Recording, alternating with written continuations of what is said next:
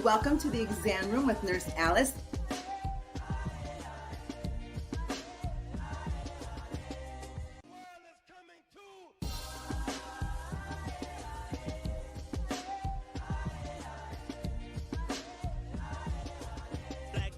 Rifles and flak jackets. Mama was suicidal. Papa had bad habits. Product of true survival. Rockin' like Black Sabbath. Hello, friends, and welcome to the exam room with Nurse Alice, the show where we take a closer look at things going on in the world today. Everything from health and wellness to love and lifestyle to politics and pop culture. So get ready to live life well. So here on the exam room, we like to start the top of the show with hot topics. And these are questions and comments, emails, DMs, and all of those wonderful things from you, the viewers, because again, this show is for you. And so I wanted to say that our sponsors, say thank you to our sponsors, Nurse Approved. They are sponsoring this segment. Nurse Approved, if you are looking to travel and travel safely, guys, they have masks, hand sanitizers, anything you need to travel and travel safely. I want to make sure that you check out Nurse Approved at IamNurseApproved.com. They're offering the roomies here a 20% discount if you use the coupon code The Exam Room. So make sure to check them out. And thank you to Nurse Approved for being our show sponsors. Now, with Nurse Approved, I want to say thank you to them. And in addition to getting back to our hot topic segment, Cicely G from New Orleans wrote in, and her question for me, Nurse Alice, was, it's daylight savings time. So Nurse Alice, if we gained an hour of sleep, why am I still so sleepy, right? Well, Cicely, that is a great question. I want to thank you so much for writing in. And in fact, you are not alone. 74% of people also did not take advantage of that extra hour of sleep for sleep. Many people were struggling with it because we just didn't know what to do with it. We didn't prepare ourselves for this. Like some scientists and healthcare providers will say, oh, change your sleep patterns a month ahead of time. And we just didn't do that. We didn't plan for it. And so what's happening is it's getting darker earlier. So you're looking at the clock like, oh, I'm sleepy. What time is it? It's only 6 o'clock. Too early to go to bed. So you are fighting to stay up. And then on the flip side of that is when you go to bed in the morning, you're waking up like, oh, okay, I got enough sleep. But you're looking at the clock like, ooh, it's still early.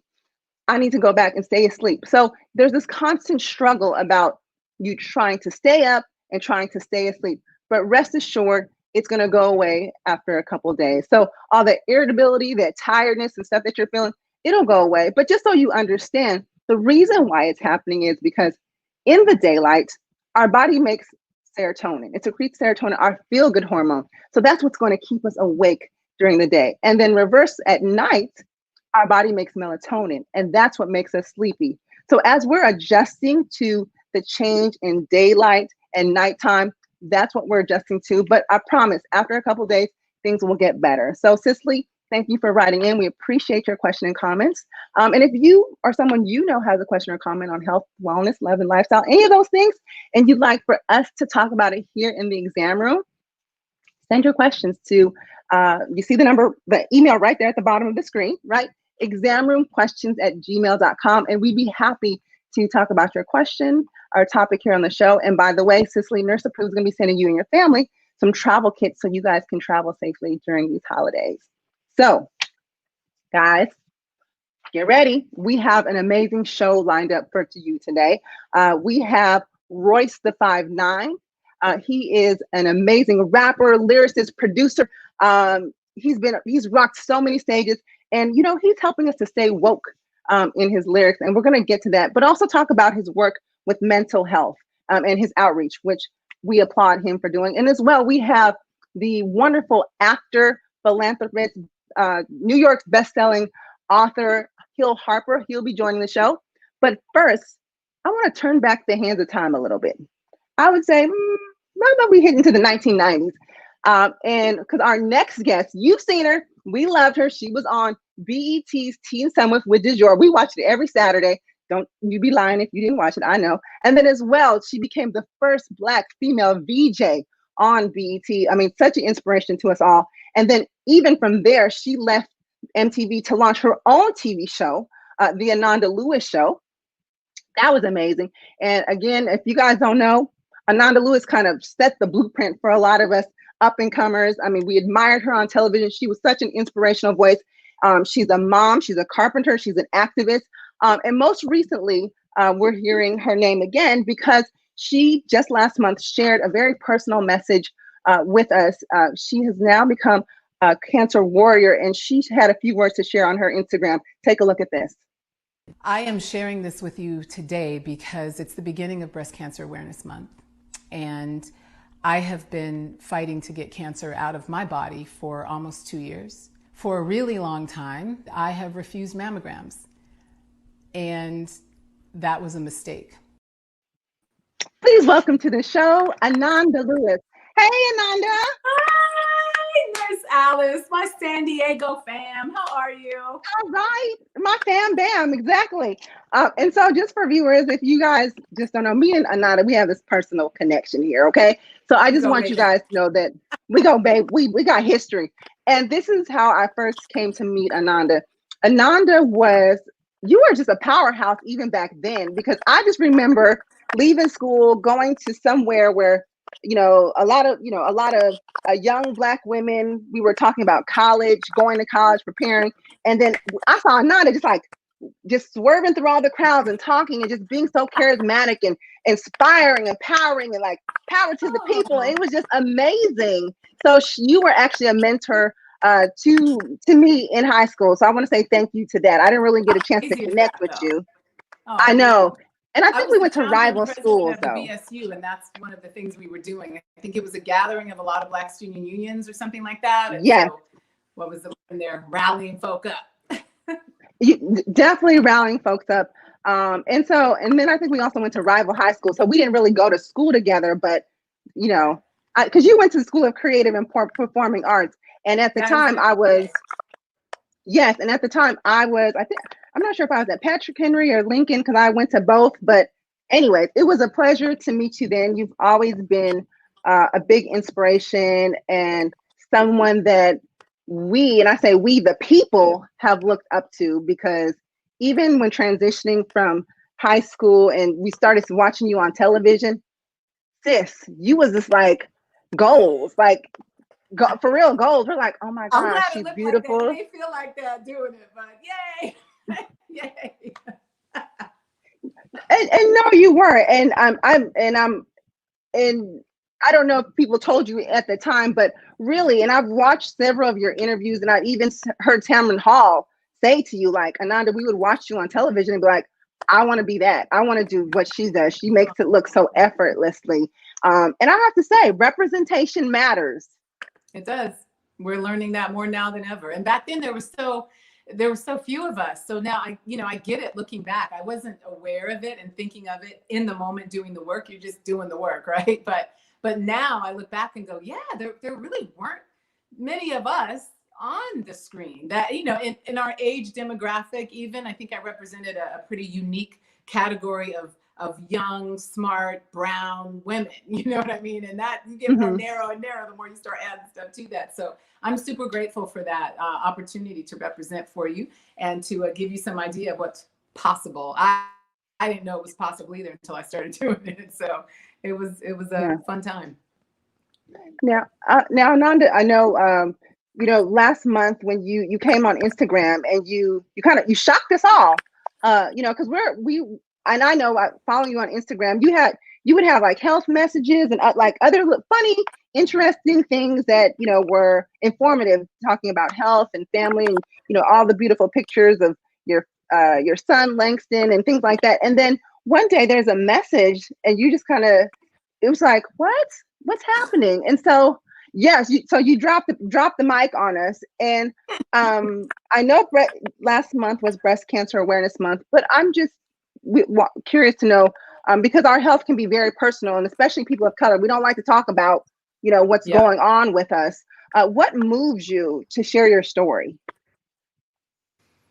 A number of things. Well, like I said in the video, I've been dealing with fighting breast cancer on my own for 2 years. And during that 2 years, I was learning, I still am learning, but I started on this journey of gathering information, finding things that worked, finding things that didn't. I knew at some point I wanted to share. In my mind, I wanted to get completely healed and then say, oh my gosh, you guys, look what I did. Look what I was able to accomplish. Let me share with you how this happened. Not quite the outcome I wanted yet, but we're getting there. And so from the beginning, I started filming for that purpose, right? And so I was gathering all of this footage with the hopes to share it one day. The year went by, the COVID lockdown happened, and then we started losing people. Chadwick Boseman was kind of the last in the list for me of people who died from cancer. There was a woman on Instagram, Marika Meeks, who advocates for pit bulls. She ran the Incredible Stella Instagram page, which I loved, and I'm a huge pit bull friend and advocate.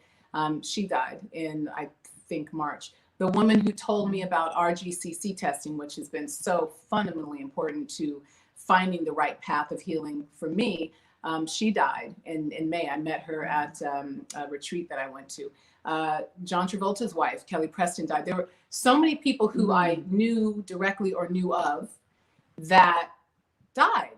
And they died without being able to share, right? And I understand very intimately and personally why people would keep this journey private. It has been a whole different experience having shared it. I'm grateful and happy that I did, but there are some downsides too. And I understand, even definitely for somebody like Chadwick Boseman, who's such a huge star, it changes things. And I can understand why you wouldn't want it changed. And then you don't know what you're going to go through. And so you start sharing, and then can you stop? Now people know, and now they're watching you, and now they're looking at every little change that happens to you. And you feel like this microscope, this is on you. And so I went through thinking about all that, and some of it made me think, yeah, I should just keep doing what I'm doing and wait. And then the other part of me, and I really believe and feel like it was put on my heart to share, because I knew that I had made mistakes. I made mistakes that were potentially valuable lessons, right? When we share the places that we stumble, we're able to warn other people about that rock in the path or the tack you stepped on, the snake that might come out and bite you.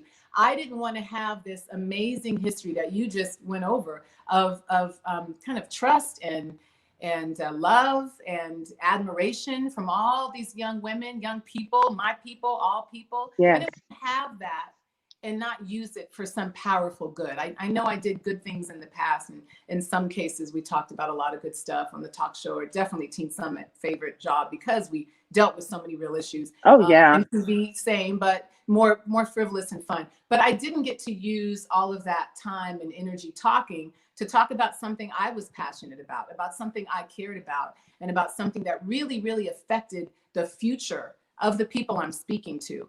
And I didn't want to miss the opportunity to share the mistake and use my voice to help other women understand what to do differently and how to do this more right than I was able to do it. So for me, that was the fundamental reason that it was important for me to share it. And, everything else took a back seat. It was difficult, but necessary. Right. So Ananda, you're talking about some mistakes that you made. I mean, what kind of mistakes are you referring to? Because from watching your video, is one of those mistakes not doing the mammograms as recommended by the healthcare professionals? And if there are others, please share. That was the biggest mistake. And then also, I made the mistake of not paying attention to my body, of not, once I did find a problem, not taking immediate action to figure out what was going on. So I would say those are the one of them is probably really all together. Two of them are probably really one. So I would say the two big mistakes I made refusing the mammograms for all the years that I did, because the mammogram could have detected this tumor much earlier when it was a lot smaller and a lot easier to deal with. Like I said on the video, it's not easy. I'm just saying like easier, right? More direct. And not paying attention to my body. I have been a full-time stay-at-home mom, homeschooled my son. 100% commitment. And I'm not blaming being a mom for my condition. And as all moms know, we focus 1,000% on our children. Absolutely. We do everything for them. We pour it all into them. And then what's left for us, right? We lose ourselves in motherhood a lot. And though that's a beautiful, valid place to lose yourself, if you're going to lose yourself, you still have to keep sight of the fact that you're important. You have to be here in order to take care of your kids. Right. And in order to be here, you have to take care of yourself. And I lost sight of that. So I think there was just a lot to say about, don't do this wrong. Here's what happened, and I wanted to make sure that I made it known, one, that it's okay not to be perfect. You don't have to be perfect. You can make mistakes and recover from them, and that you can, still have a full life even after breast cancer. Right. Well, I definitely think mistakes. I mean, who hasn't made mistakes, right? We are imperfectly perfect, in the Lord's eyes. And from my biggest mistakes. There, exactly.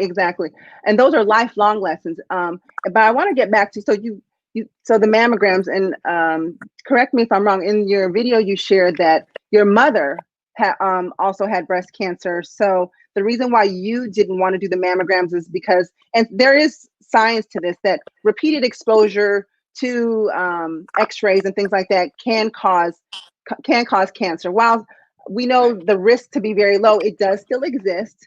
Yeah. So is that the main reason why you didn't want to do the mammograms, or were you just like, oh, I'll do it later, or I'm just not thinking about it? Was there anything else? No, I wasn't putting it off. I was refusing it because of the radiation. Refusing it. Okay. And at the point at which I actually found the tumor, and my sister was like, you have to go get it looked at now. She's a physician, and she, I don't know if she's forgiven me yet. She might still be mad at me, but I'm stubborn and I don't listen to people. That's just how I am. I have to work through it because it has been a benefit and a detriment in my life. That said, she told me to go get the mammogram. And then, so at the point at which I finally said, oh, okay, yeah, there's something going on. Let me go get this looked at. I had lost my insurance. So there were a number of reasons. Gotcha. And I think those are the reasons a lot of women face. Like, if you don't have insurance, this isn't free. I mean, there are places that will do it for free, but you have to really find those and get approved. Yes. There's a whole process to go through. It's not just like you can walk in somewhere and get a mammogram for free. If you're not covered by insurance, it's very difficult to do.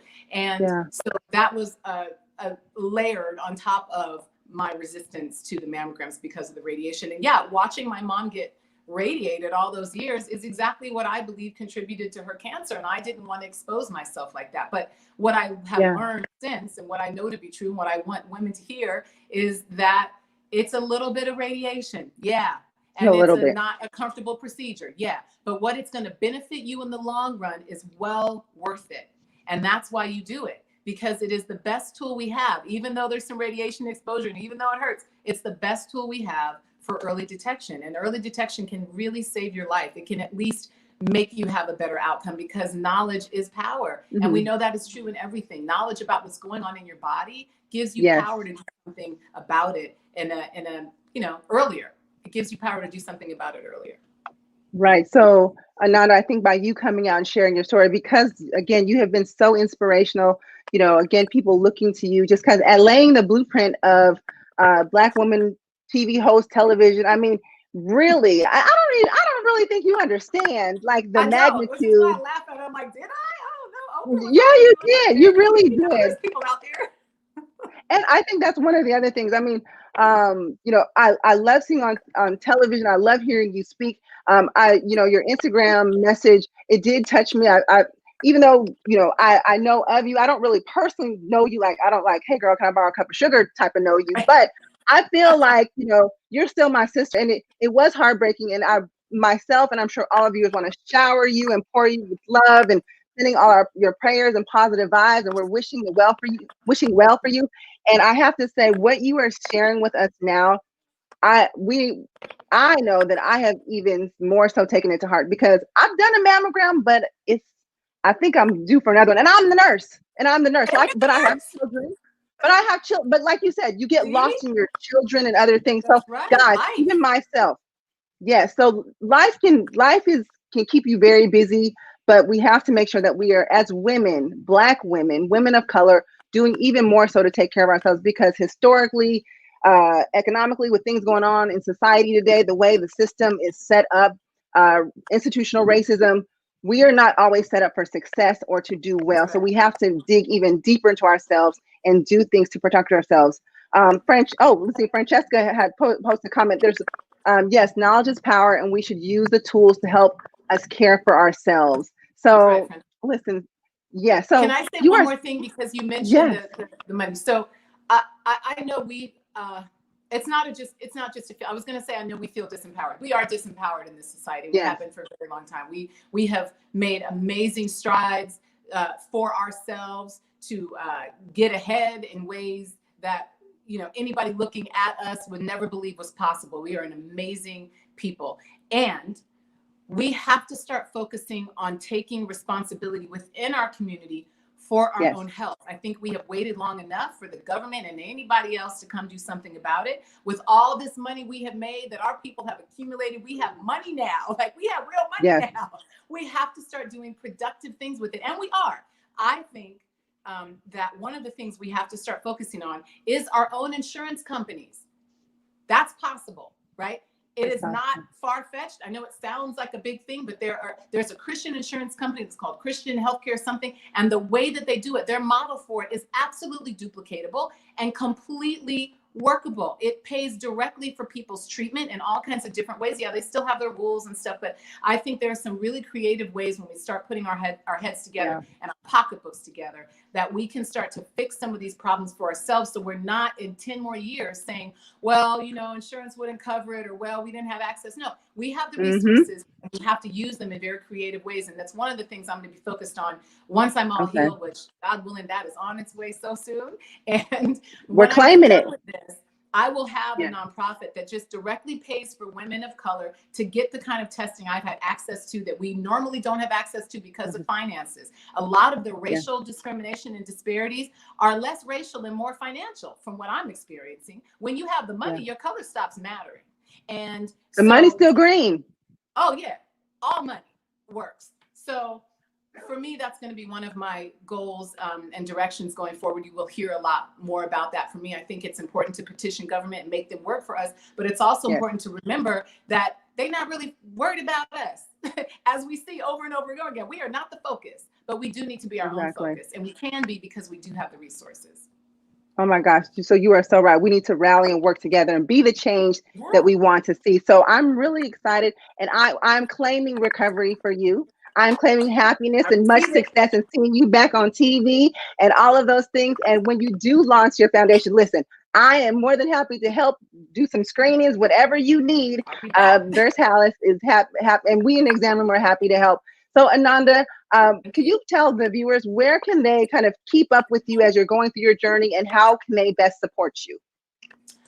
Instagram is my favorite social media place, because I don't understand a lot of the other social media places very well. I'm a little social media illiterate, and Instagram makes it super easy. I usually post from there to other places, but that's really my home and my hub. I'm also coming up with another, well, I'll tell you about that later. Anything I'm doing right now, you'll be able to find on Instagram, because that's kind of where I live. I'm Ananda Lewis, and then Ananda Lewis. And I'm going to be sharing some of the tips and tricks and things that I've found that have worked for me, not trying to tell somebody how to do their thing, because I don't do that, but just showing you what I've been through and what's worked for me. Now that Breast Cancer Awareness Month is over, I really wanted to focus on women knowing they had to go get those mammograms. And thank you guys for listening, because I hear that you're going to get them. A lot of people have taken action, and Nurse Alice, you next. And I am. You are. But now that we're in November and going forward, I'll be definitely more on the sharing what has worked for me level. So yeah, keep up with me there, and you'll hear it all. Okay, wonderful. We will be watching, Ananda. We love you. You've been a great inspiration to everyone. I mean, and listen, are we from the same? Well, I know you were born in LA, but we grew up in San Diego together. So I feel like I have a special connection with Ananda. Well, San Diego is my home. LA is on my birth certificate, but I was raised in San Diego. So yes, we are San Diego family. San Diego sisters here. But we love you. We support you. We will be sending your prayers, and we will be supporting anything you do moving forward. And don't be a stranger to the exam room. We'd love to have you back on anytime you're available. Okay, Ananda? Thank you so much, Alice. Keep doing the very important work you're doing for us too. I appreciate all of what you do. Thank you so much. Thanks for joining us. Okay, see you later. Okay. So guys, that was the wonderful, amazing Ananda Lewis. And she dropped some gems with us. And one thing we wanted to share is that it's really, really important. I know October was Breast Cancer Awareness Month, but we still got to keep talking about this. Actually, 1 out of every 8 women will be diagnosed with breast cancer sometime in our lives. And mammograms are the best tool that we have. Even though there is some exposure to radiation, the risk of getting cancer that way is very low. And by the way, we should be doing self checks, self breast exams. And I'm going to throw a picture on the screen. Won't keep it up there too long, but there's some early warning signs of breast cancer. Ananda talked about she saw some things and she did, kind of put them off a little bit. And we'll show this. You can see this picture again here now and at the end of the show, and we'll post it on our website. But if you're seeing changes in your breast, the shape, the size, the color, puckering, things like that, changes in the nipples. Yes, I said the word nipples, I did. But that's because I want the best for you. And if we don't talk about it, you won't know to make the changes. So you guys make sure you get your mammograms, and men as well. Just be on the lookout. There is such thing as men getting breast cancer as well. So now I'm going to switch gears a little bit. Our next guest, you've seen him, amazing actor, actually paging Dr. Andrews from ABC's The Good Doctor, is Hill Harper. Now, Hill has a very tight and busy schedule. We love him to death, but he said, you know what, Nurse Alice, I want to talk to the exam room. So let's talk. And so what I did is I had the opportunity to talk to Hill Harper earlier today about what he's working on The Good Doctor, some other things about his career, education, his thoughts on this coming election and voting. And he had so many wonderful things to say. So you guys, I'm gonna play Hill's interview, but first we're gonna check him out on The Good Doctor, which, by the way, the season 4 premiere airs tonight, right after the exam room. So as soon as you're done watching this, we need to all go to ABC and watch The Good Doctor to support our brother, Hill Harper. So take a look at a show clip, and then we're going to go straight into his interview. Ambar's acidosis is getting worse. She's not getting enough oxygen. What's her ventilator setting? She's maxed out. We can't increase pressure without risking blowing out her lungs. Does she have any family? It might be time to notify next of kin. I read about a small clinical rescue therapy trial, the CHILL study. She's a good candidate, no cytokine storm. Her troponin's low, so are LFTs and creatinine. Her organs are in good shape. So why not freeze them and paralyze virtually every muscle in her body? Lowering the temperature reduces her inflammatory response and her need for oxygen. And it's better than calling her next of kin. She's going to require constant monitoring. We're all already overstretched. I'll do it. I'll take full responsibility for her.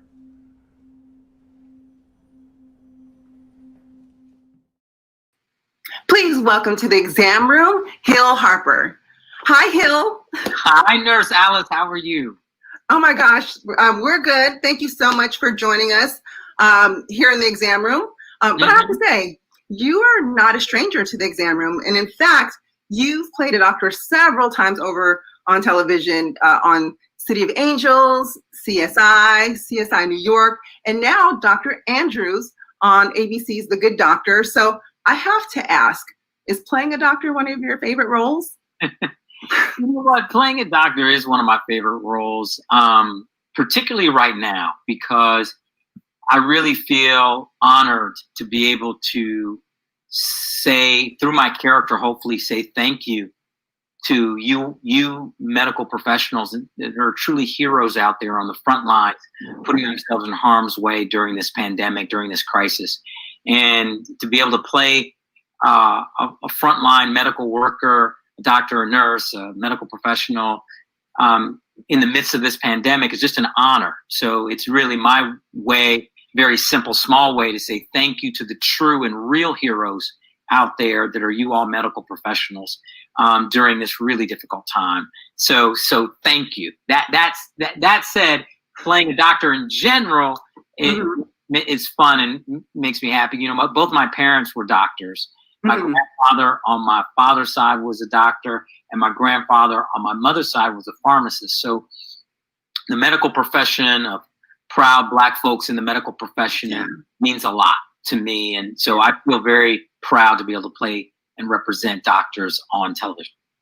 Well, you do it so effortlessly. So, I mean, I'm starting to think that, you know, because you come from a family of doctors, that was just naturally infused into your persona. So when you walk on set, it's just a natural thing to you. At least you make it seem that way. Oh, thank you. Thank you. It feels comfortable. You know, I heard Dr. Harper my whole life, you know, referring to both of my parents. So, you know, hearing Dr. Andrews or on City of Angels, it was Dr. Wesley Williams, and on and on CSI was Dr. Hawks. All of those are fun to hear, and it feels comfortable. Okay, but now I have a question. Fun fact, because I was doing some research. I'm not sure if it's your acting debut role, but you've also played a nurse as well on Life Goes On. Am I getting that right? Yes. That was the role that I did that gave me my SAG card, which meant it made me part of the union. And I was able to join the Screen Actors Guild because of that role. I had one line in an episode of Life Goes On, and I played a nurse. I think I was nurse number 1. I don't even think I had a name. Maybe I was nurse number 3. I don't even know. But the character didn't have a name. I do remember that. It was nurse something. But you played a nurse. And I did. I played a nurse, and hopefully I represented nurses very well. And I'm sure that you did. So I just had to mention that for all my nurses that are watching. So you do a great job of playing a doctor, but we are also very proud that we had Harper to represent us on television as a nurse as well. Yes. But now getting back, so you said you heard Dr. Harper throughout your whole life because you come from a family of physicians, but your own education track, very accomplished. You hold 3 degrees from 2 Ivy League schools. You graduated magna cum laude from Brown. You were valedictorian of your department, and you received a master's of public administration and your JD from Harvard. So safe to say that school was a very important part in your family. From your parents were doctors. You went through all of this extensive education. Was that something that was expected of you, or did you feel pressure to do that? Tell us about your educational journey. I think I was fortunate. I never felt pressured, but it was always reinforced to me that education builds a foundation. And no matter what you want to do in your life, no matter what your goals and dreams are, to build upon that foundation educationally can help support that life. In my books, I write about this idea that we're all active architects of our own life. That means we're all actively building a life, yet many of us don't break it down like an architect breaks down building a structure. And I was fortunate, my parents never articulated to me in that context, but you start with a blueprint or a plan that they helped me see. And then education is one of the foundational building block pieces for that. So, and I always say the size and scope of your foundation is directly proportional to the size and scope of your goals and dreams. So if you have big goals, big dreams, building a solid foundation educationally and all the other things that go into a foundation for life are important and critical. And so I was lucky that my family emphasized education for the idea of building it foundationally, not to apply pressure and say I have to do this, right? Because clearly I do a job that you don't even need a high school diploma to do. So it's not about the degree and then using the degree. It's about actually becoming a more learned human, so you have more options, not less. Absolutely. And that's great. And through your education, though, I just have to ask, when did the acting bug bite you? So when I went to Brown as a first semester freshman year, one of the great things about Brown is that it's an open curriculum. So any class in the whole class catalog you could take, even your first semester freshman year. And so I was playing football at the time, actually, at Brown, and I needed a class that met in the afternoon. And I saw this class, Voice 21, Theater Arts, Voice for the Actor, Shakespeare. It was a Shakespeare class, and it met at the perfect time. So I took this class, and I fell in love. I fell in love with acting. I fell in love with the idea of it, made my heart beat faster. I realized it was something that I showed some early talent in. And so I just kept following it and taking more classes and learning more, doing more theater, and hopefully, learning and learning and learning. And the deeper I got into it, the more I realized that this is where my heart was and my passion. Yeah, it's very important that we follow our passion. And so following your passion, you've had a stellar acting career. You're also a dedicated philanthropist with your Manifest Your Destiny Foundation, and you're a New York Times bestseller over and over and over again. Gosh, so many things going on. Where do you find your inspiration and energy to get, to do all of these things? Inspiration is everywhere. I get so motivated by people everywhere I look. When I go out walking on the street or driving, I see people, I see interesting things. I read interesting things. I really think about two words: impact and legacy. And that's what I want. I want to have positive impact on this world, and I want it to be long lasting. I want it to have some legacy. Because what's the use of impact if it's temporary? And what's the use of legacy if it's not positive? And so impact and legacy are the two words that I think about when I think about where to put my energy and time. And hopefully there's an opportunity to create that with the work that I do and the different things that I enjoy. Well, I definitely believe that you're inspiring people and giving people hope. And, October was Breast Cancer Awareness Month. And earlier in the show, we had Ananda Lewis, who is currently struggling with breast cancer herself. You yourself have had your own cancer journey, experiencing thyroid cancer. Can you tell us a little bit about how that's impacted your life and your outlook on life? Sure. So cancer has run negative roughshod through the men in my family, the Harper side of the family. My father died of cancer. My uncle, his brother, died of cancer, who I was named after. My grandfather died of cancer. So there are certain things I wanted to follow my father's footsteps in, but dying of cancer is not one of them. And so when I was diagnosed with thyroid cancer, out of all the cancer you could be diagnosed with, if you're going to get diagnosed with cancer, you want it to be thyroid cancer, which has a very high survivability rate. But the problem is that you just never know where those horrible cells may have migrated, and you hope they haven't migrated some other place where they may be setting up shop, so to speak. So in my father's case, he was diagnosed with thyroid cancer early on in his life, but then he ended up dying of pancreatic cancer. I am, when I work or talk with anybody, the book I wrote called The Wealth Cure sort of details and talks about the way I approached that diagnosis. And, we're all in this together. Dr. King said we're all tied together in a single garment of mutual destiny. So I believe that everybody who's listening to us right now, we are tied together. Mm-hmm. Whether you're a medical professional, a nurse, whether you're just somebody who's enjoying looking at your beautiful face because they want to just see you, or whether you're somebody who wants to learn or hear from. Ananda Lewis is an amazing, inspiring person. And so I must say that you have to seek out your own personal journey and positivity within the realm of a diagnosis and keep moving. Any type of illness wants us to sit still.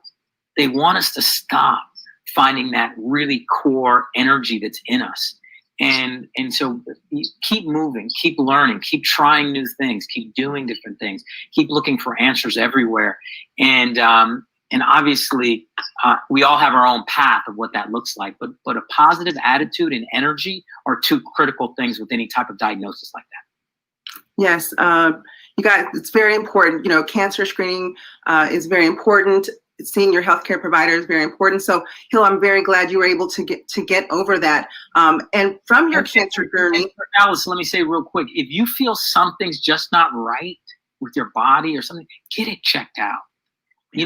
It's more important to go get something checked out. And I know a lot of people are afraid during COVID times, say, "Oh, I don't want to potentially expose myself here or there."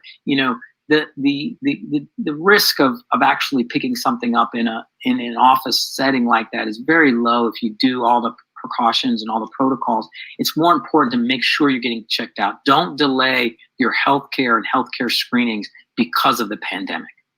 Exactly. I couldn't have said it any better. And Hill, again, I'm so glad that you were able to get through that journey. And because of your cancer journey, it actually inspired you to create an all-natural skincare line for men and women called Be the Architect. And I heard you say that a little earlier in the interview. So where did that come from? What's the inspiration behind that title? This idea that originally it was that I got frustrated seeing that there were so few affordable products out there that didn't contain all of these negative things, like petroleum, petrolatum, the parabens, the aluminums, and all of the things, most of the products that you find in the Walgreens and the Targets and the Walmart of the world and CVS and all these different places where many of us, even Amazon, where many of us purchased, our skincare and hair care and all these things that we put on our body that are absorbed into our system, have all these negative things that we don't even know and realize. And so, yet you go to the organic side of the ball, which products that don't have these things, and they're astronomically expensive. And I really said, how can a family afford to have healthy products put on your skin, or at least non-harmful products put on their skin? And so I wanted to come out with a line of products that address that were affordable and accessibly priced. So where can we go to support you and to purchase these products?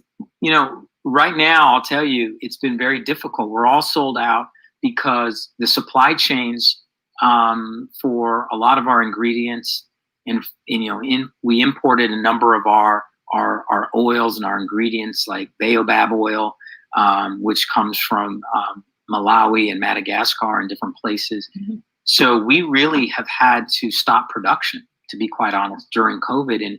And I'll be very honest, I'm not sure if we're going to be able to ramp back up because of all the costs. Because what happens is you pay for all these costs for production, because it was important for me that we produce here in the US and provide jobs here. And we, once you shut down lines and all of that in these manufacturing facilities, it's a massive expense to ramp them back up, because they've moved on to producing other things. For instance, the plant where we were producing our products, they're doing tens of thousands of bottles of hand sanitizer now. And they're basically saying, for us to shut that line down and re-up your line, it would cost you this massive amount of money. And so, just trying to keep the products affordable, we're not sure we're going to be able to ramp back up because of COVID. And that's just the way it happened. So right now, at this very moment, we are sold out, and I'm not sure when we're going to be able to restock. Okay. But we'll be following you. So hopefully, if this is able to turn around, we'd love to support you, Hill. Absolutely. And there's so many ways. Listen, like I said, we have to support each other. And so whatever you're doing, whatever I'm doing, let's figure out different ways to amplify each other, because we're in a time of self-determination. I really believe this. Oh, yeah. Good people, good-hearted people have to support each other. And technology allows that now. We don't have to wait for someone else from the outside to come in and grant us permission or to support it. And we can actually be much more self-determinative. And so, yes, I appreciate whatever I come out with and whatever I'm doing, if folks will support it and share it, and vice versa. I'll do that with folks. I try to read as many of my DMs as possible. I can't read them all, but if someone hits me repeatedly, I usually get to it eventually. And so, using social media, using technology allows us to support each other and communicate. And I think that's one way to do. Yes, technology has been a wonder with staying connected. We're learning. We're doing so much on technology now. But Hill, before I let you go, tomorrow, it's election day. And you have been very vocal, very much a supporter of getting people to get out there and vote, let their voices be heard, supporting your friend Kamala Harris and Joe Biden, and of course, our forever president, President Barack Obama, who is a buddy of yours because you all went to school together at Harvard. Can you tell us why is this election so important to you? This election is so important to me because it's clearly a referendum on our future and what kind of country we want to see moving forward. And also it's a referendum on all of us saying, this is our country. We need you to make sure you vote, but not just you, everybody in your contact list, everybody who follows you on social media. Reach out to them, be your own campaign manager, and make sure that they have the ability and that they show up, because this is our country, okay? We don't have to give it away to other folks. And it gets very frustrating and hard to hear some people say, you know what, I'm just not going to vote, because what I want people to understand and to realize is that you are voting even if you don't vote. And they say, well, what do you mean? I said, well, see, everybody has a vote, so there's a power there. And if you don't vote, you're actually voting for the incumbent. And that's with every election, this election as well as any other election. Not voting is voting. True. not voting is actually voting for the incumbent. History tells us every election that if there's high turnout, there's high turnover, because what happens is the incumbent counts on low turnout and making sure that the folks that voted before vote, and the folks that may not vote for them don't vote. So if you don't vote, you're actually voting for the incumbent. And so there's no such thing as not voting. So actually showing up and filling out a ballot is the way that you express your voice. And that's only one pillar. Voting is not the be all and end all. It's the beginning. It's the beginning, because as soon as we elect folks, we have to then start applying pressure to them to do what we need them to do in representation of us, for the people, by the people. Yet most of us don't do that. Many folks either don't vote because they don't think their vote matters, which it does because they're voting anyway, or they vote and then they don't do anything and they say, well, nothing changed. God, that's not the way it works. You vote, you install people that you think in whatever way may represent your interests better, not necessarily perfect. And then you apply pressure on them throughout their tenure saying, I put you into this office. Now you need to respond to this. And if you don't, you're out. You're done. Yes. Oh my gosh, you said that so well. I feel like we need a Hill Harper commercial going around about why you should vote and how not voting is actually a vote for the incumbent. I think that was so well said, Hill. And will we be seeing you on a ballot anytime soon? Oh, I don't know. If you'll support me and you'll get out there and be my campaign manager, maybe. There we go. You tell vote for Hill. Vote for Hill. Oh my gosh, this has been a wonderful time spent with you, Hill Harper. I can't get enough of you, but I know you're busy, you're taping, got a lot of things going on. Can you please tell the viewers where they can keep up with you, follow you on social media, and all of those great things? Well, I'll tell you, tonight is critical because it's the season 4 premiere of The Good Doctor. Please record it and DVR it, and then even if you don't watch it, press play within 3 days of it airing. You can leave the house and press play and go on. That helps us with our ratings. It's critical. That recording it and pressing play, they get all that data, and that's really one way to support. Another way is just follow me on my Instagram. It's @HillHarper. Follow me on Twitter or Facebook, and like and comment on stuff that I post or share stuff. All of that is tracked. We're in a technological age these days, and for the decision makers and folks, they track engagement, they track viewership. And so if you like anything that I'm doing or you want to support it, that's the best way. So I really appreciate everybody. And I return the favor. If there's anything folks are doing that they want me to support, tag me on an Insta story and I'll try to repost it and things like that. I'm happy to support things that are positive and create impact and legacy. Oh my gosh, I love it. So you guys, make sure to follow Hill Harper on all social media platforms. Make sure to watch The Good Doctor. Look, if you tag him, he might repost your stuff. So this is good stuff. Right. He'll again take a picture of yourself watching and DVR it and press play. Just watching it is good, but DVRing it and press play is really good. And then take your selfie. Picture of yourself with it, like bam, with me when I'm on the screen. Don't do it. Oh yes, yeah. When Hill's on the screen, post that. I'll repost it, and it'll be good. And make sure you hashtag The Good Doctor. Blah blah blah blah. It'll be good. Yeah, we'll do that. Right. We'll get them too. So Hill Harper, you got to come on the show. You need to play a nurse. Listen. When can I book my flight? I'm on the way. Just let me know. I'm there. Y'all need a consultant. Listen, this is how nurses really do it. But Hill, this has been, a pleasure. I almost feel like we're like just kikiing on FaceTime, and this is not necessarily an interview, but it is an interview, guys. This is the exam room. Want to thank Hill Harper so much for his time. This so folks know, yes. All of in the surgery scenes, all of the non-speaking, folks working the surgery are all surgical nurses. They're real. And the anesthesiologist is usually a real anesthesiologist. It's the actors, we're actors if we're talking, but the ones that aren't talking and handing instruments and doing things, they're all actual nurses that are in there. And we do have a nurse who is the show's on-set consultant. And so the nurses are really well represented in The Good Doctor. So know you guys are there and you're present. Thank you so much. I was like, ooh, where do I go online? I got to fill out this job application. But thanks, Hill. You guys check out Hill Harper, The Good Doctor. Thank you.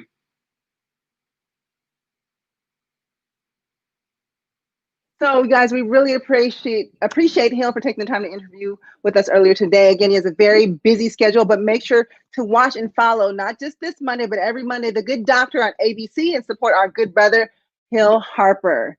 Now, because that was a pre-recorded interview, I want to apologize for the glitches that happened. I think the internet doesn't want to let us live, but we are still going to live life well, because this is the exam room. And listen, we still have an amazing guest that's joining us this evening.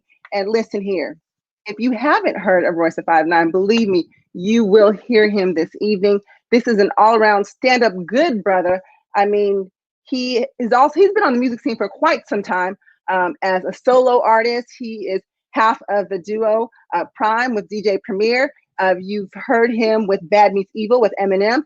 He is a member of Slaughterhouse with a few other folks and guys. But not only is he a music artist and a rapper, this brother is really woke. He is an activist. He's had so much to say, especially in recent events. And I think that he's actually bringing real messages back to rap. I'm not saying that, that some songs don't have messages, but, we get the party songs, we get the dance songs, we get the, all of that, music, money, and all those things. But listen, when you listen to Royce, you hear messages that will wake you up and cause you to think. They are thought-provoking. He's an activist and also someone who is very much an advocate for health, mental health especially. And he has even opened up his own Ryan Montgomery Foundation, which we'll get into, where he'll be offering mental health care services to the underprivileged. He's actually looking to provide privilege to the underprivileged. So we're very excited to hear about that. But first, I want you to check out this clip of one of Royce's recent videos. It's called Tricked, featuring King Crit. Thinking that my health is not an issue till I'm sick. Forever having issues with my brother, that's a trick. Because we Crips and Bloods, we kill each other, that's a trick. Think because you do crime that you cannot fall victim. Think you can drink and drive, not end up in car collision. From day one at the hospital, they target our children. Say they gon' immunize them, they somehow get autism. Incriminate myself on record, speaking on my life. Expect to receive blessings out here cheating on my wife. Trick, it's a trick, we've been tricked. Please welcome to the show, Royce the 5'9". Hi, Royce. How you doing, Queen? I'm doing well. Thank you for sticking with us, holding tight despite our technical difficulties. I'm really excited to have you. I've definitely enjoyed listening to your music, and I have to say, especially the messages in the music, which I feel is needed. It's really needed. I mean, we like listening to a variety of things. We like the party songs, we like all those things, but your music definitely has messages in them that I don't believe that many artists still hold, still displaying their music. Not saying that there's anything wrong with that, but I like yours specifically because of that. So so that last song that we were just listening to, that we just played, Tricked, I think it's a real appropriate song considering everything that's going on in the world today. What do you think? I think so. I gotta agree with you, Queen, and thank you for those kind words. I think I'm just growing. I'm growing into having more of a desire to be the change that I want to see, as opposed to just kind of like sitting around pointing out what I think the problem is. Because a lot of us do that in the hip hop field. It's really, really popular to just get on a song and kind of complain about the things that we see. I want to kind of be able to point those things out, but also be the change that I want to see. So that's kind of like, it's kind of a lead by example sort of thing that I'm trying to take on in my older age. Right. Oh, you're not old. I think I'm a little old. I think I'm older than you. You are young. Okay. And black doesn't crack. And when you take good care of yourself, you can't see age. But I think, Royce, I mean, many of the other fellow GOAT rappers respect you. Very much so. And I admire you for being that voice, because, sometimes when it especially comes to music, we think of, party and enjoyment. Sometimes people don't want to be schooled, and you're definitely schooling people though in your music, and you are raising their awareness to certain issues and certain topics that aren't always easily talked about. And so you mentioned being the change that you want to see. Have you got any pushback from any of your peers or your colleagues or any of the young rappers or music artists coming up in the game? I don't know if I would call it pushback, but I can definitely get the feel that they're thinking, well, I wouldn't do that. You know what I mean? And that's good. That's good. I think that as a writer, you're kind of flexing your muscle by making people choose, you know? Mm-hmm. And I always tell the younger artists that I mentor, don't be the camouflage, you know, make them either love it or hate it. Make them feel something with their emotion. That's your gift as a writer. That's your thing as a writer, that you it's like a muscle that you can flex, you know? So I always try to pride myself on that. And it hasn't always been quote unquote woke material, you know what I mean? Like, because there's so many different ways to consume music, you know what I mean? There's so different ways that you can listen to it working out, you can listen to it at a party, you can listen to it, you know. I'm just at a point in life where I'm not really partying anymore, and I feel like just where we are in terms of the world, this is just the appropriate time for things to be thought-provoking. You know, all art should be thought-provoking on some level, in my opinion.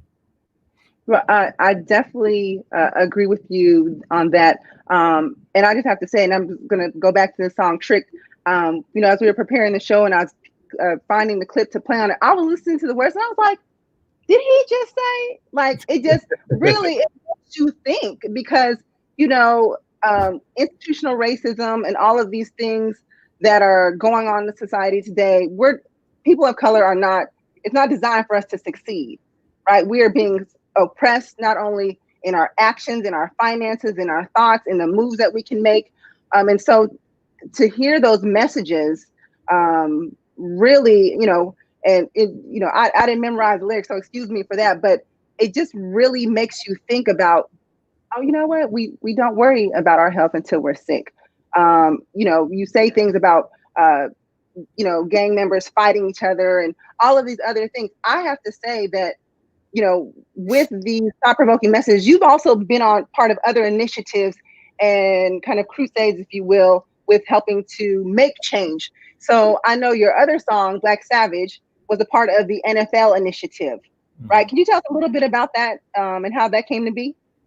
Well, the initiative was the thing that Jay-Z and those guys had going on. Mm-hmm. I wasn't exactly a part of that initiative, but they were looking for a song that they can use to kind of spearhead things. And I didn't make the song for that initiative per se. I just made the song, and somebody who worked for Rock Nation got a hold of the song somehow and reached out to us and asked us if they can use it. And I was like, what, are you kidding me? You know what I mean? Like anything Jay-Z's doing, anything for change.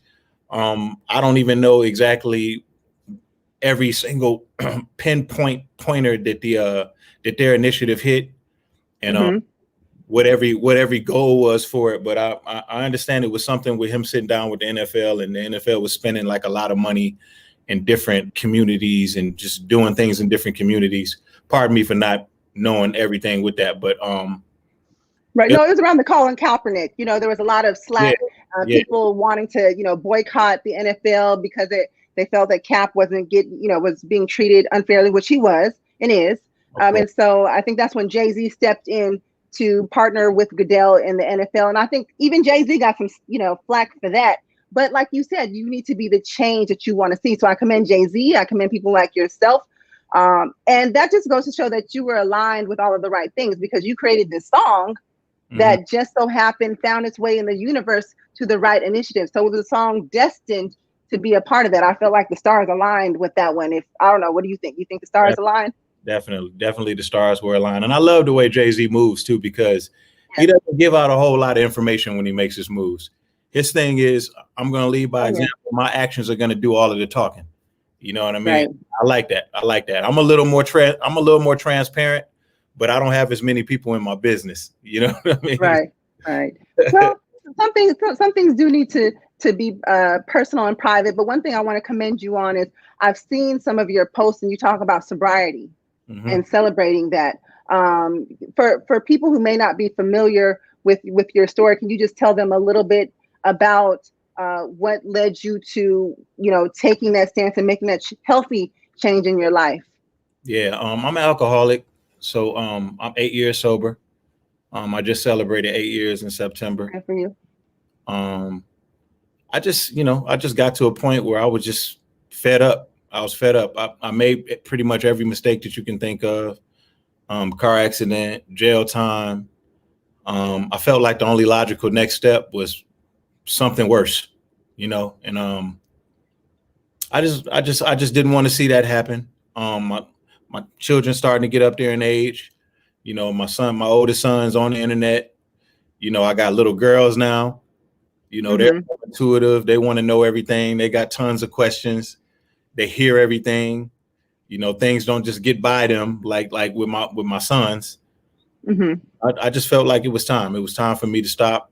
I felt like I was turning not just a corner in my career, but I was also turning a corner in life. I was making a transition in life.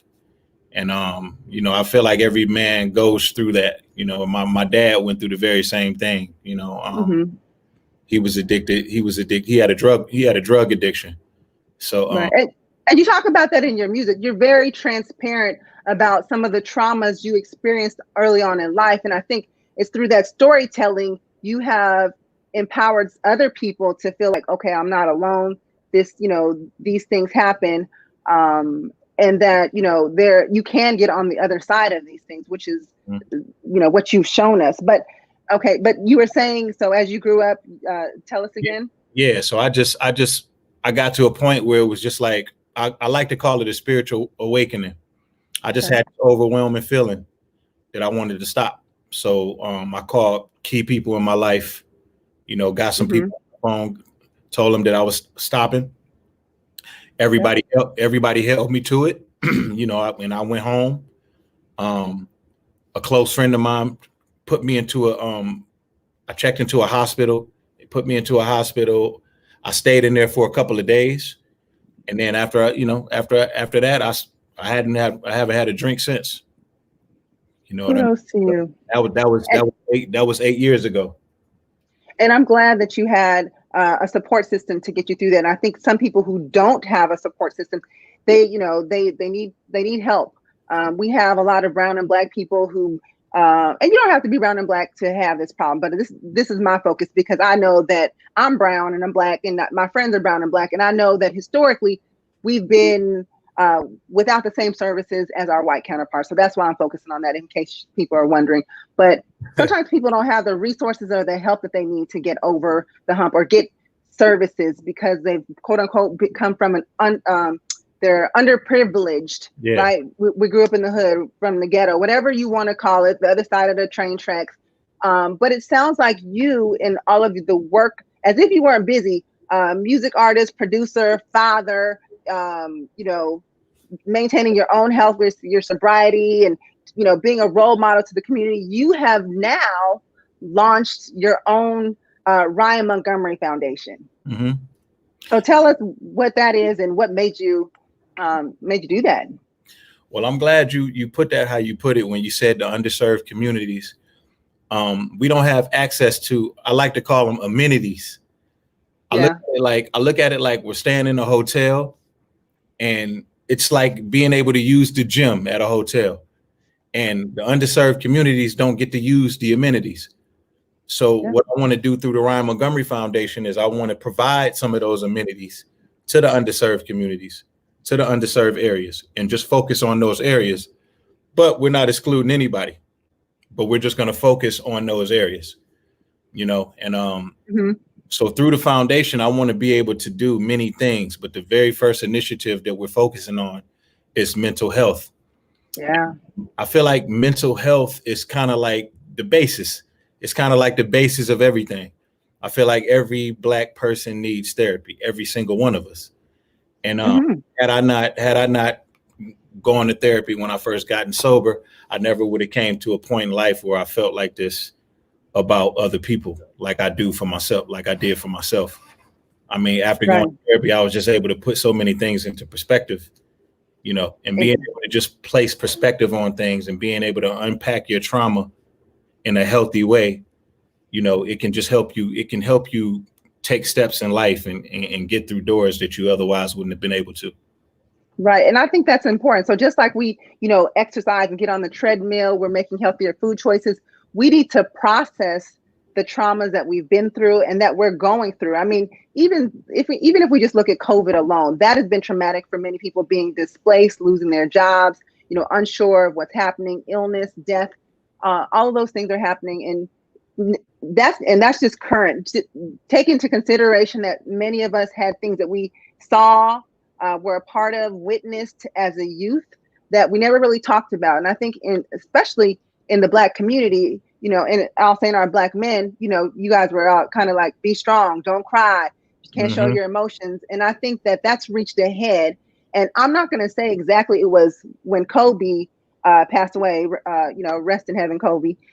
But that's when you saw lots of images on television of Black men crying. And I do think that was somewhat of a tipping point, although there have been many with the need and the cry out that our men need help. Our men are being taught to suppress trauma and emotion, and we're all human. So I really am excited that you have started this in your foundation and that you're starting with mental health, because I think that's a service that let me say this, even if you have insurance, many of the therapists don't take insurance and they want cash pay. And if you don't have the money to pay the cash pay, how are you going to see the therapist? Right. Exactly. So Royce, let me ask this. So your foundation, we have it going on the ticker, the Ryan Montgomery Foundation. We have the website, we have the number there. We see your cool lighting up in the background with the number over there. There you go. Yeah. So how can if people need your services, how do they access it? Yeah, all you got to do is just dial that number, 1-833-ROYCE-59, ROICE, the number 5, the number 9, and it's free. It's free. Cost you nothing. I know. Wow. Very difficult. It's very difficult because we don't trust real easy. You know what I mean? No. So it's very difficult for us to process. It's just a number that you call, and it's no strings attached. But it's no strings attached. You can donate to the foundation if you want to, but you don't have to do that. That's optional for you. But the focus is being able to get mental health care to as many people as possible, preferably the people who feel like that they don't need it. That's even better. Oh, they're the one. Yeah. Yeah. So, exactly. And that's it. I know it's kind of underwhelming. People are like, that's it, just dial the number. But if you dial the number, I'm connected to these. I partnered up with these two great organizations. One is called CNS, which is a local organization. They have facilities around the Metro Detroit area. And then a nationwide, the biggest nationwide organization dealing with mental illness called NAMI. Okay. I partnered up with both of those. So if you call that number through these two organizations, we're basically going to do air traffic control. And we're going to place you with the help that you need, depending on where you are, anywhere in Michigan. Wow, that is amazing, Coach. So you guys, if you don't have insurance, sometimes if you feel like I can't afford it, listen here, you can call the number that you see on your screen, visit the website, and you can get the services that you need for free. And there's no strings attached. That is amazing. That's amazing. I like free stuff. I like free stuff. And I will definitely be sharing this information with so many other people. And Royce, I hope that you become so busy that you can, expand your services. I don't know if y'all do out of state stuff, but you guys might. Fabulous. And listen, if you're gonna do any health, other health stuff, Nurse Al is ready, ready and willing to serve on the committee. Absolutely. Ready to serve. And I will say this, that we here in the exam room love what you're doing, and we will be calling first thing in the morning, and we will be making our donation to support the efforts that you're doing. I mean, myself as a nurse, I'm in the hospital, I'm doing what I can, but I can't wrap my arms around everybody or everything. And so we have to support, guys. And that goes for everyone on here. And Royce didn't tell me to say this, I'm saying this, but we have to support organizations like this, because you yourself can very well find yourself in a position where you need these services one day. So we need to pay it forward, support one another in what we're doing, because our health is our wealth. And you know, injustice anywhere is a threat to justice everywhere. And that includes our healthcare services. And we have to be healthy physically, mentally, and emotionally if we're going to be anything in life. So Royce, we commend you on your work. Just real quickly before we let you go, because I know you got people coming to the studio. I saw you do the fingers like this, like, hold on, bro, hold on. But music. So tell us what else is coming down the pipeline with Royce the 5'9", with yourself, any artists you might be working with, and where they can follow you. You know what, Queen? I've been so wrapped up in the foundation and launching the initiative. I'm building some things up here at the studio. I was just doing like this to one of my builders. I got a guy out there. I'm building a stage out in my live room. So I don't know exactly. I'm that kind of thinker. I don't know exactly what I'm doing with the space yet, but I just feel like if I build it, they will come, whoever they is and whatever that is. That is. It's a transitional period for me. I'm obviously making my adjustments creatively, which I would imagine like everybody else is with the state of the world, you know, everything that's going on. I'm extremely distracted. So I haven't been making much music, you know. So so you know, we'll see what happens. We'll see. But I'm working with an artist named Ashley Sorrell. Oh, Ashley's dope. Yeah. I've heard her. I've definitely heard her. It's very soulful, sultry voice. Yeah. She's amazing. But you did release an album still late last year. I like to still consider it new, right? Yeah. It's right before the pandemic. Yeah, right before the pandemic. It's called The Allegory. Allegory, yes. And then I know you had a tour set up, but to be determined what's going to happen. You might give us the show from your studio once you set the stage up. Probably. We might be seeing Royce the 5'9" online concert. Probably. So I'm gonna be set up to do it. So there you go. And we here in the exam room will be the first to buy our tickets and support, because that's one thing about the show. Everybody that comes on, everyone has to start from somewhere, and we are just supporting all of the Black excellence that comes on here, because I think representation matters. And I definitely believe that what you're doing, and even how you're transitioning and pivoting, look, young ones, take note of how he's doing things, because he's definitely making moves and making an impact. And I think at the end of the day, that's what's most important, that you've made an impact. And so the legacy you leave, not that you're going anywhere no time soon or nothing like that, but I think you will be very proud of the legacy and the that you're leaving behind, because we're proud of just watching you and the things that you're doing. Thank you very much, Queen. Likewise. Thank you so much. Listen, watch out, Dr. Oz. I'm coming for you. Okay, but thank you, Royce. We won't keep you up anymore. Thank you for bearing with us, King, and good luck. And we'll be watching you and following. Okay. Yes, ma'am. Love and respect. All right. Okay. Thank you. All right, guys.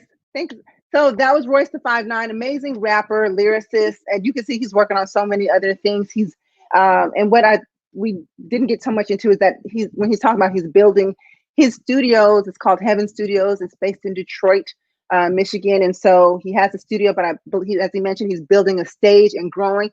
And I love what he said, build it and they will come. We don't know what they is, but that, to me, that's kind of like, if you stay ready, you don't have to get ready. So kudos to Royce and the Ryan Montgomery Foundation. You guys saw the ticker. Please call, please support, even if it's $10, $5, $5,000.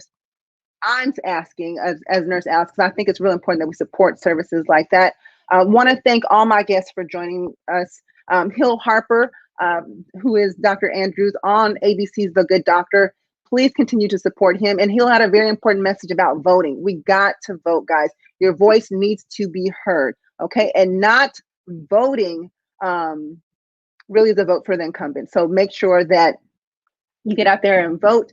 And then as well to our to the lovely and beautiful Ananda Lewis, we are sending much prayers, much love. We are surrounding her with our virtual hugs and all of those things, wishing her a speedy recovery. And we will be supporting her when she launches, not if, when she launches that nonprofit foundation. And then, guys, we here at the exam room want to thank you for bearing with us. Yeah, a little technical difficulties, but we made it through. But this show, the exam room, we talk about health, wellness, love, lifestyle, politics, pop culture, all of those things, because I would much rather talk to you while you are just a person and not my patient, because once you're in my hospital bed, that's a whole nother conversation. So please make sure to continue to watch the show every Monday, 6 p.m. Pacific, 9 p.m. Eastern Standard Time. And after the show, make sure to hop over and watch ABC's The Good Doctor, support our good brother, Hill Harper. And until next time, guys, please, please, please make good choices, love one another, be safe, and live well, my friends.